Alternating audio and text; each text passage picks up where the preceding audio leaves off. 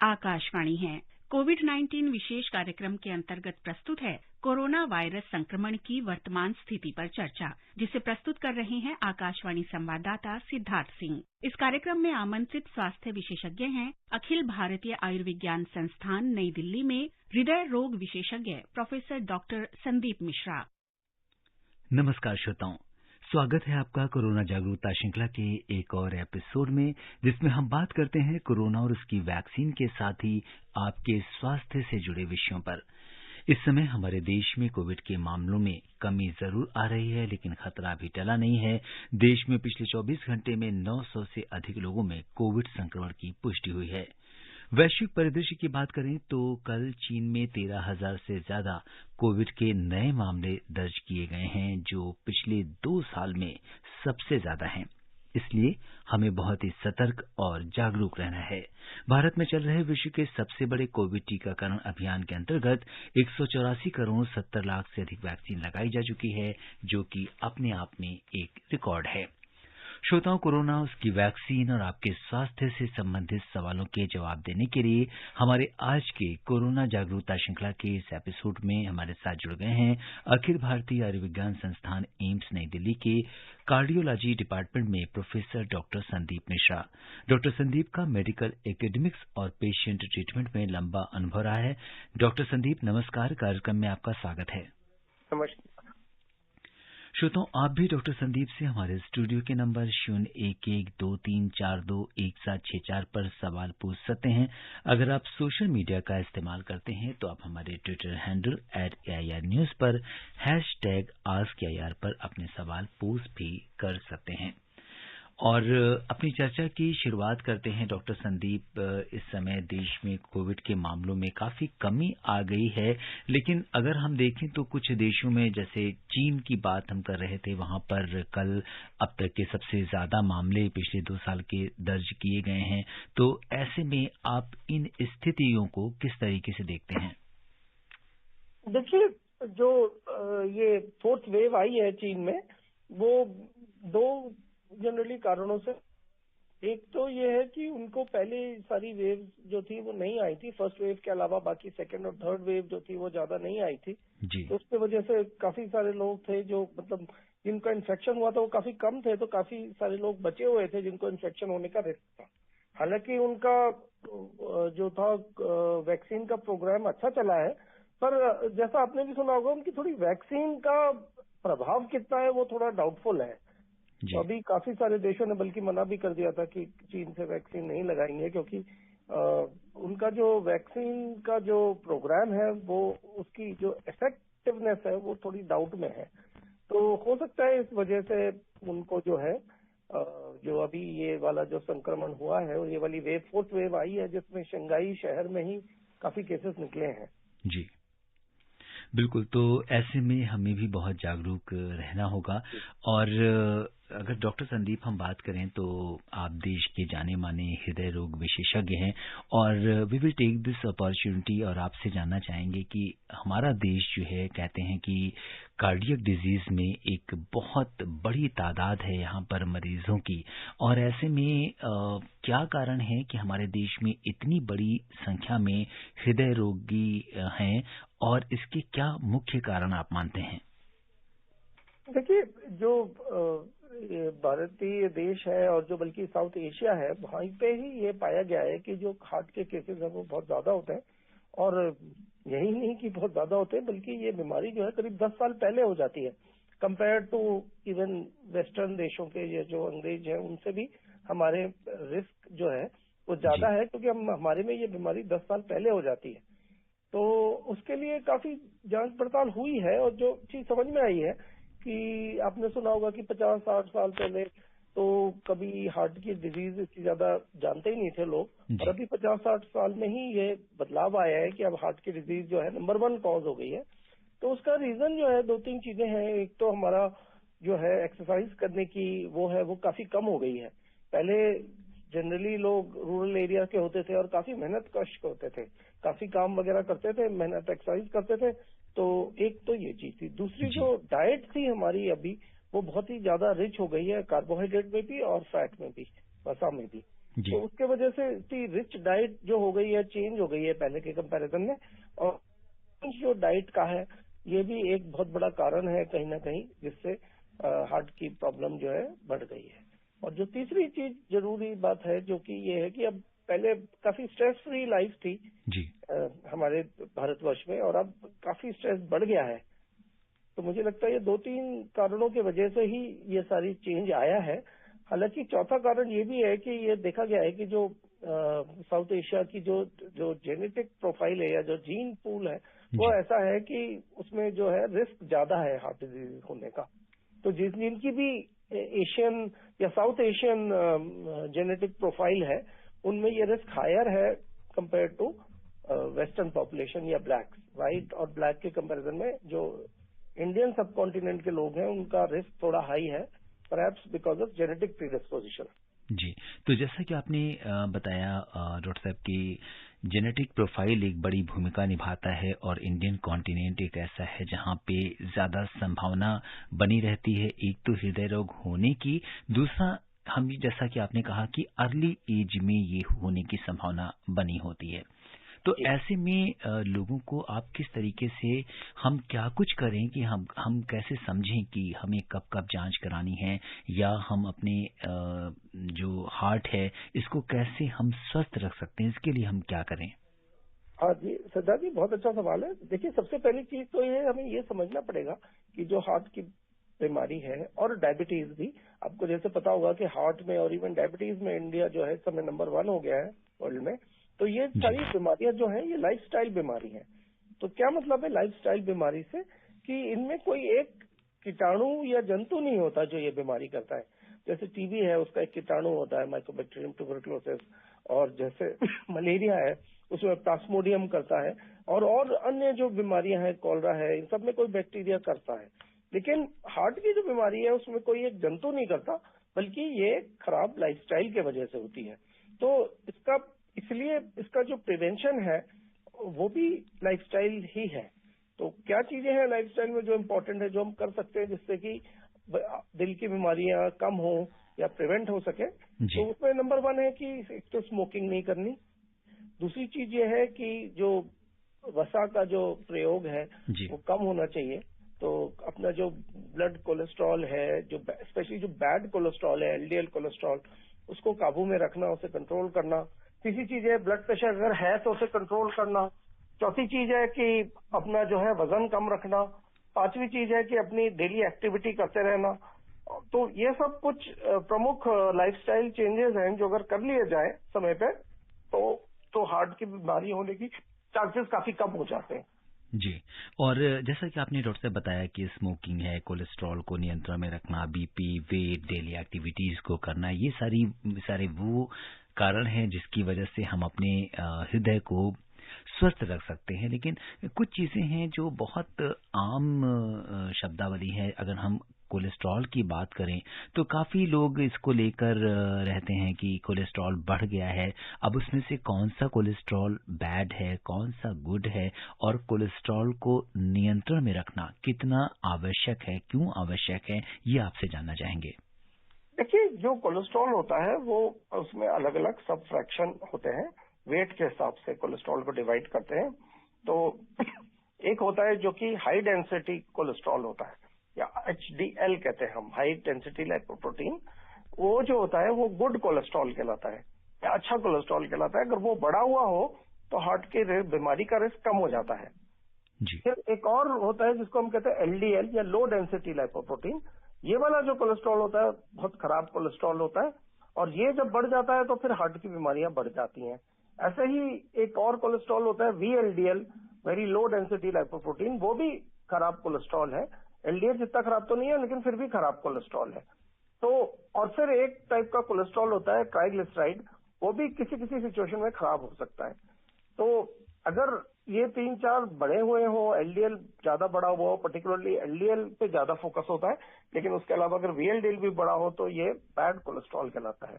लेकिन जो एचडीएल है, उसको हम जी। गुड कोलेस्ट्रॉल कहते हैं, और कोशिश करते हैं कि एचडीएल बढ़े, और स्पेशली एक्सरसाइज वगैरह करने से एचडीएल के बढ़ने का चांस रहता है।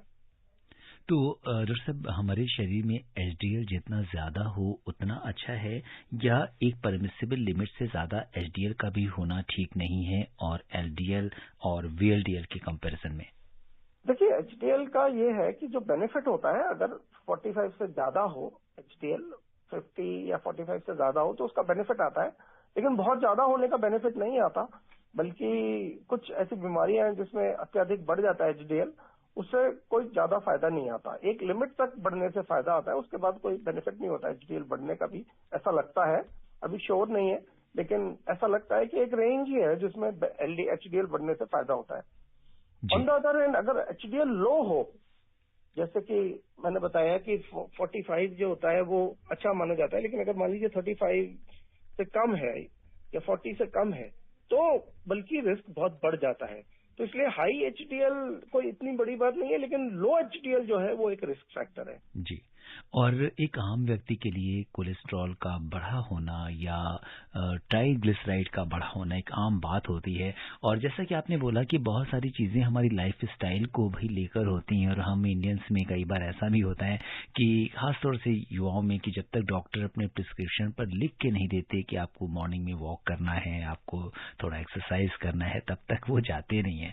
तो ऐसे में जब हाई कोलेस्ट्रॉल हो किसी का या ट्राइग्लिसराइड बढ़ा हो, तो ऐसे में हमें अपने इसको कैसे मैनेज करना चाहिए? क्या मेडिसिन ही एकमात्र उपाय है, या इसके साथ दिनचर्या को व्यवस्थित करना भी इसका एक उपाय हो सकता है?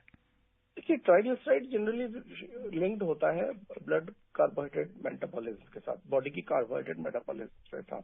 तो जनरली जो लोग थोड़ा शुगर का कंजम्पशन हाई होता है, हो सकता है उनको डायबिटीज ना भी हो या अर्ली डायबिटीज हो, लेकिन अगर उनका शुगर का कंजम्पशन हाई होता है तो ट्राइग्लिसराइड हाई होने का रिस्क ज्यादा रहता है, नंबर 1। नंबर 2, एलडीएल जो है वो टोटल अमाउंट ऑफ जितना आपने फैट खाया या जो वसा का यूज है उससे रिलेटेड होता है। तो अगर आपका बहुत ज्यादा फैट का कंजम्पशन है तो फिर एलडीएल कोलेस्ट्रॉल बढ़ने का रिस्क ज्यादा हो जाता है। तो कंट्रोल करने का भी तरीका यह है कि जो टोटल जो फैट का कंजम्पशन है उसको कम करा जाए, तो उससे एलडीएल कोलेस्ट्रॉल भी ऑटोमेटिकली कम हो जाता है। जी। और जो श्रोता हमसे अभी भी जुड़े हैं उन्हें बता दें कि कोरोना जागरूकता श्रृंखला के आज के इस विशेष कार्यक्रम में हिस्सा ले रहे हैं अखिल भारतीय आयुर्विज्ञान संस्थान एम्स नई दिल्ली में कार्डियोलॉजी विभाग के प्रोफेसर डॉक्टर संदीप मिश्रा। आप भी हमारे स्टूडियो के नंबर 011234216764 पर अपने स्वास्थ्य से जुड़े सवाल पूछ सकते हैं, और अगर आप हृदय रोग से संबंधित कोई सवाल पूछना चाहते हैं तो आप हमें स्टूडियो में फोन कर सकते हैं। और इस बीच हम बड़ौद से हमारे कॉलर हैं महेश शर्मा जी, उनकी कॉल ले रहे हैं। महेश जी नमस्कार। नमस्कार जी। जी महेश जी, बहुत बहुत स्वागत है आपका। हमारे पूरे परिवार ने दोनों डोज ले लिए हैं जी, और जो है हम आपकी बताई बातों का पूरा ध्यान रख रहे हैं जी, पूरा पालन कर रहे हैं।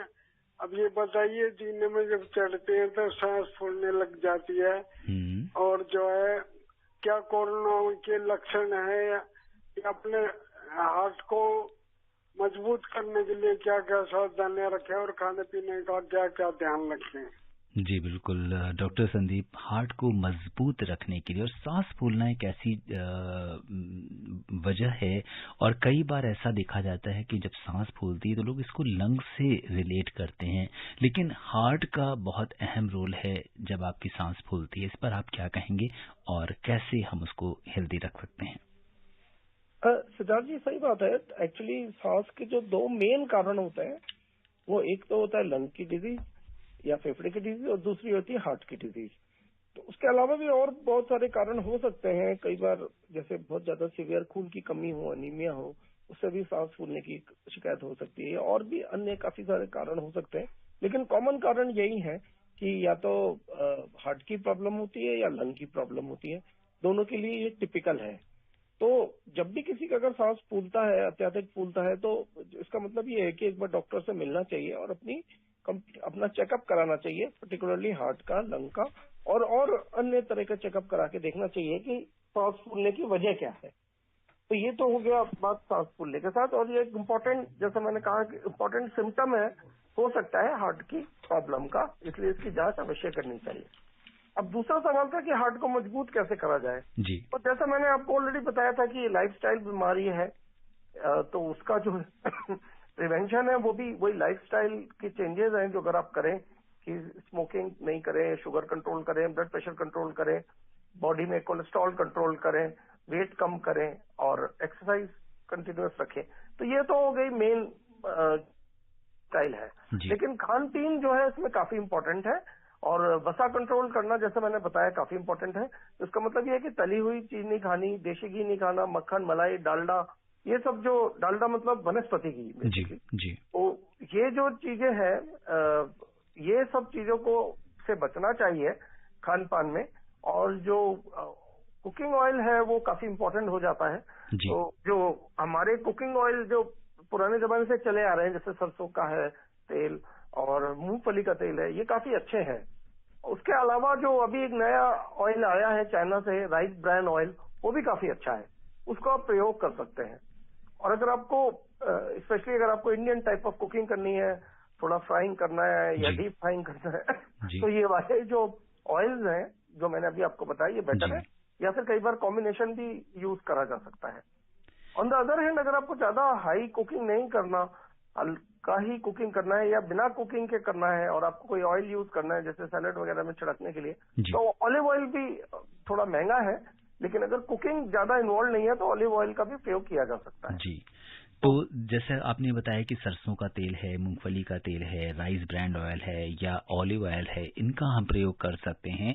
और इसके अलावा नहीं, लेकिन ऑलिव ऑयल में मैं आपको एक खास बात बताना चाहूंगा कि जहाँ पे भी डीप फ्राइंग इन्वॉल्व है या ज्यादा हीटिंग इन्वॉल्व है वहाँ ऑलिव ऑयल अवॉइड करना चाहिए, क्योंकि ऑलिव ऑयल का क्या है, लो स्मोक पॉइंट है। तो आप स्मोक पॉइंट से मतलब ये है कि जब आप ऑयल को हीट करते हैं तो आप ध्यान करेंगे कि थोड़ी देर में उसमें से धुआं निकलने लगता है और अजीब सा स्मेल का धुआं निकलता है। तो जब ऐसा धुआं निकलना लगे इसका मतलब कि ऑयल जो है खराब हो रहा है, डीनेचर हो रहा है और वो बॉडी के लिए काफी हार्मफुल हो सकता है। तो इसलिए कुकिंग ऑयल की वहीं तक करनी चाहिए जहां से तक वो स्मोक ना निकले। एक बार स्मोक निकलने लग जाए तो वो ऑयल खराब होना शुरू हो जाता है। तो ऑलिव ऑयल का जो स्मोक पॉइंट है वो काफी कम है compare to rice bran oil ले लें या मस्टर्ड ऑयल ले लें, सरसों का तेल ले लें। इसलिए जो इंडियन टाइप ऑफ खाना पकाने की शैली है जिसमें हम कई बार फ्राइंग, डीप फ्राइंग भी यूज करते हैं जी, तो ये वाला जो ऑलिव ऑयल वगैरह नहीं यूज करना चाहिए उसके जी। और डॉक्टर साहब खाने पीने की अगर बात चल रही है तो इसमें जो देशी घी है इसका प्रयोग जो हार्ट पेशेंट्स हैं या जिनका कोलेस्ट्रॉल बढ़ा हुआ है तो इसको किस तरीके से इसका उपयोग करना चाहिए या हार्ट से बचाव के लिए इसका उपयोग नहीं करना चाहिए? बहुत मिथ है लोगों के अंदर।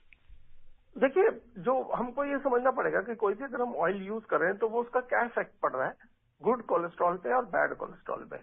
तो सबसे बड़ी बात है कि अगर देशी घी का प्रयोग किया जाए तो बैड कोलेस्ट्रॉल काफी बढ़ता है। अच्छी बात यह भी है कि थोड़ा सा गुड कोलेस्ट्रॉल भी बढ़ता है, लेकिन ओवरऑल इफेक्ट यही है कि बैड कोलेस्ट्रॉल ज्यादा बढ़ता है। तो इसका मतलब ये है कि अगर आप ज्यादा यूज करेंगे देशी घी जी तो ये हार्मफुल हो सकता है डेफिनेटली। लेकिन अगर आप इसको बहुत सीमित मात्रा में यूज कर रहे हैं, मतलब मेन ऑयल आपका कुकिंग का ये नहीं है देशी घी, पर आप इसको बीच बीच में थोड़ा बहुत इधर उधर यूज कर रहे हैं तो दैट इज एक्सेप्टेबल, वो चल जाता है। लेकिन अगर आप सारा ही खाना देशी घी में बनाए कंटिन्यूअसली तो वो काफी हार्मफुल हो सकता है, क्योंकि उसमें बैड कोलेस्ट्रॉल ज्यादा बढ़ता है देशी घी से, थोड़ा सा गुड कोलेस्ट्रॉल भी बढ़ता है लेकिन जी। तो कई बार डॉक्टर संदीप ये भी देखा जाता है कि ओवर प्रिकॉशन के कारण लोग बिल्कुल ही ऑयल का प्रयोग बंद कर देते हैं अपने खाने पीने में। तो क्या थोड़ी मात्रा में इनका सेवन आप रिकमेंड करते हैं? जी देखिए, ऐसा है कि जो हेल्दी डाइट के लिए ब्रेकअप सजेस्ट किया गया है। ब्रेकअप ये है कि जो कार्बोहाइड्रेट है या जो शुगर है, चाहे मीठी शुगर हो या फिर अदर फॉर्म में शुगर हो, जैसे कि चावल है ये वो, इनमें जो होता है स्टार्च होता है, शुगर तो नहीं होता, ग्लूकोज नहीं होता या सुक्रोज नहीं होता, लेकिन और तरह का शुगर होता है जो बाद में ग्लूकोज या सुक्रोज में कन्वर्ट हो जाता है।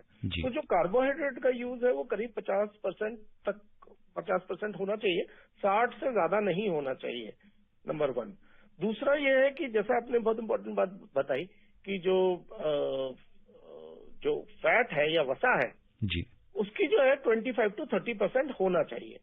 अगर नहीं होगा तो वसा जो है हमारे ब्रेन के फंक्शन के लिए बहुत इंपॉर्टेंट है, क्योंकि हम कुछ कहते हैं एसेंशियल फैटी एसिड्स होते हैं जो ब्रेन के फंक्शन के लिए इंपॉर्टेंट होते हैं, और बहुत सारे जो हमारे बॉडी के भी फंक्शन है उनमें जो हार्मोन्स हैं उसमें वसा का यूज होता है। तो इसलिए जीरो वसा करना भी कोई अच्छा आइडिया नहीं है और ज्यादा वसा खाना भी अच्छा आइडिया नहीं है। मेन बात है, जो की वर्ड है कि बैलेंस करना है। जी तो बैलेंस जो है वो डाइट का वो सबसे मेन चीज है। किसी भी चीज का फैड नहीं करना, बिल्कुल कार्बोहाइड्रेट नहीं खा रहे वो भी गलत है, लेकिन बहुत ज्यादा खा रहे हैं वो भी गलत है। तो बैलेंस करना है, जैसा मैंने बताया अबाउट 50% और 60% से लेस जो है कार्बोहाइड्रेट, करीब 25% के आसपास आप समझ लीजिए कि ये फैट, और अनदर 25% बच्चे कुछ 25% प्रोटीन से होने चाहिए। तो ये बैलेंस डाइट है। अब थोड़ा बहुत इधर उधर हो सकता है, लेकिन अगर बहुत ज्यादा हो तो फिर प्रॉब्लम है। जी बिल्कुल। और डॉक्टर संदीप, रुख करते हैं मुंबई का, जहां से अलाउद्दीन हमारे साथ कार्यक्रम में जुड़ गए हैं अपने सवाल के साथ। अलाउद्दीन जी नमस्कार। अलाउद्दीन जी, क्या आप हमें सुन पा रहे हैं? हेलो, आपकी आवाज नहीं आ रही है। डॉक्टर संदीप, अपनी चर्चा को आगे बढ़ाते हैं और हमारे एक श्रोता शिशिर ने ये जानना चाहा है कि उनका हार्ट, ये लिखते हैं कि हार्ट वॉल में लीकेज है। तो ये हार्ट वॉल में लीकेज क्या होता है और इसके लिए हम क्या कर सकते हैं? देखिए, जैसा हार्ट होता है तो हार्ट कहने में एक लगता है, लेकिन उसमें बहुत सारी चीजें होती हैं। एक तो जो मेन हार्ट का कंपोजिशन होता है वो होता है मसल, मांसपेशी। तो एक तो ये होता है। दूसरी चीज जो होती है उसमें होता है कि जो हार्ट है एक तरह का पंप है, तो पंप का जो काम है ब्लड को आगे फेंकना। तो कहीं भी आप अगर चीज को आगे फेंके तो पीछे आने से रोकने के लिए आपको वाल्व की जरूरत होती है, ताकि जो ब्लड आगे फेंका है वो वापस से ना आ जाए।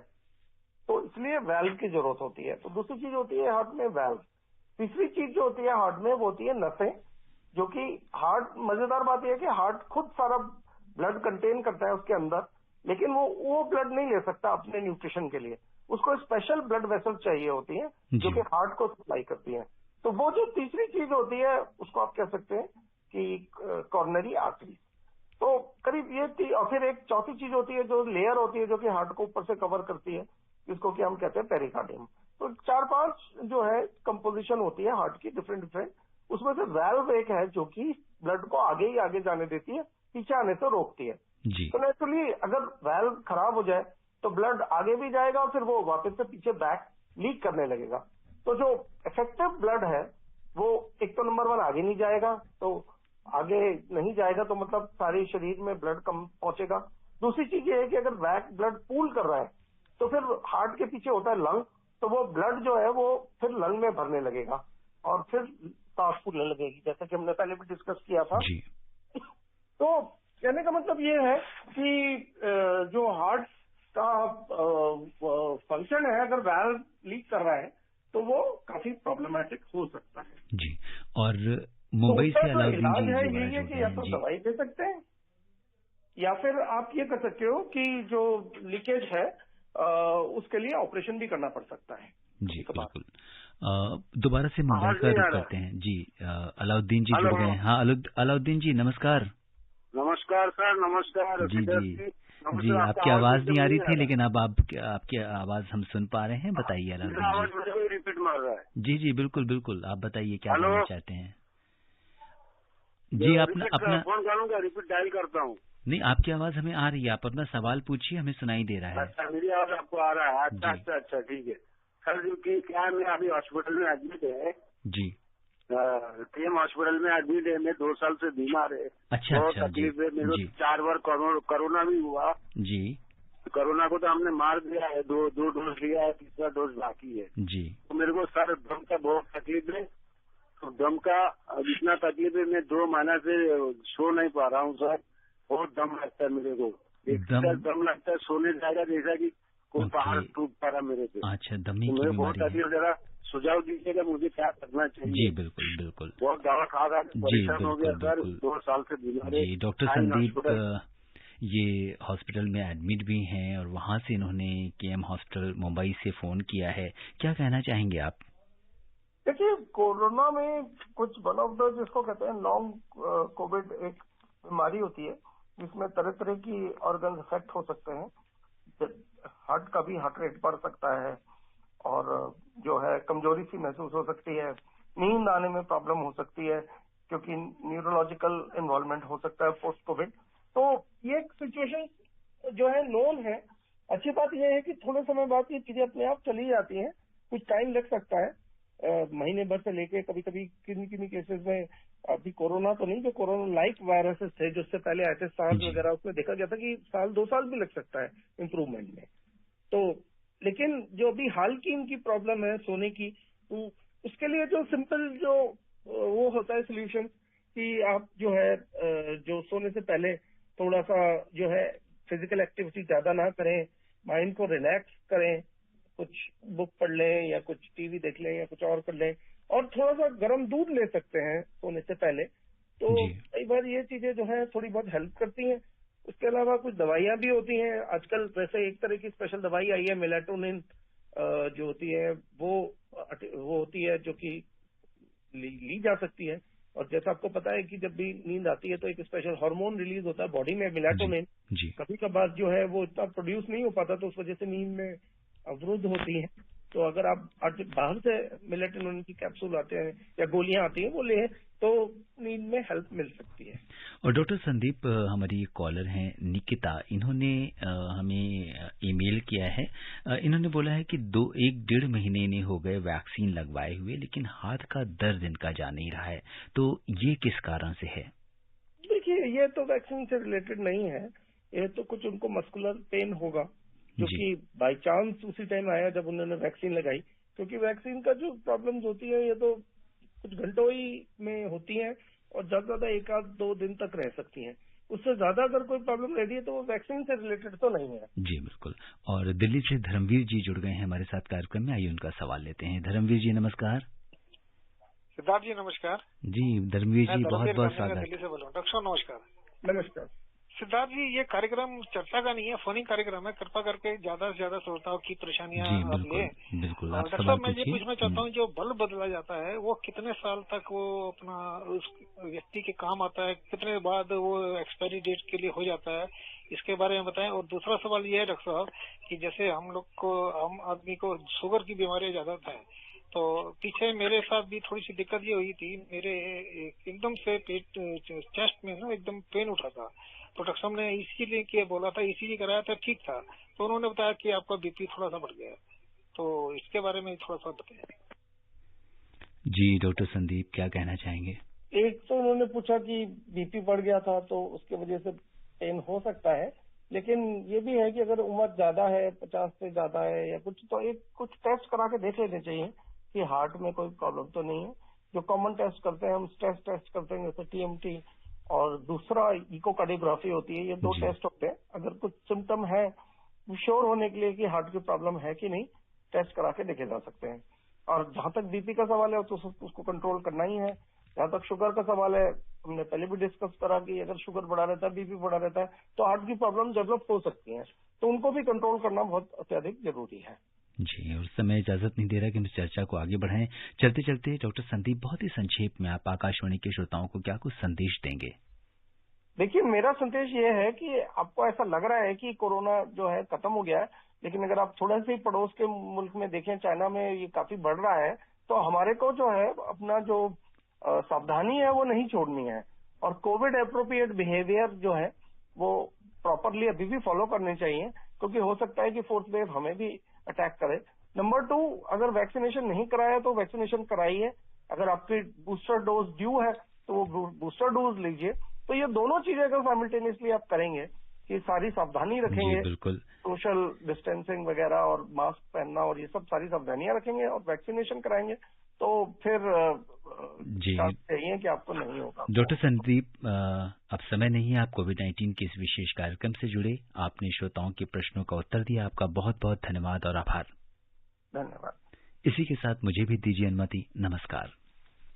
कोविड-19 विशेष कार्यक्रम के अंतर्गत अभी आप सुन रहे थे कोरोना वायरस संक्रमण की वर्तमान स्थिति पर चर्चा, जिसे प्रस्तुत कर रहे थे आकाशवाणी संवाददाता सिद्धार्थ सिंह। इस कार्यक्रम में आमंत्रित स्वास्थ्य विशेषज्ञ थे अखिल भारतीय आयुर्विज्ञान संस्थान नई दिल्ली में हृदय रोग विशेषज्ञ प्रोफेसर डॉक्टर संदीप मिश्रा। ये कार्यक्रम आकाशवाणी के समाचार सेवा प्रभाग द्वारा प्रस्तुत किया गया। इसे आप हमारे mobile app news on AIR और हमारे YouTube channel news on AIR official पर भी सुन सकते हैं। इस कार्यक्रम के संबंध में अपनी प्रतिक्रिया आप हमें ईमेल कर सकते हैं airnsttalks@gmail.com पर। इस कार्यक्रम को फिर से सुनने के लिए लॉग ऑन करें हमारी वेबसाइट newsonair.nic.in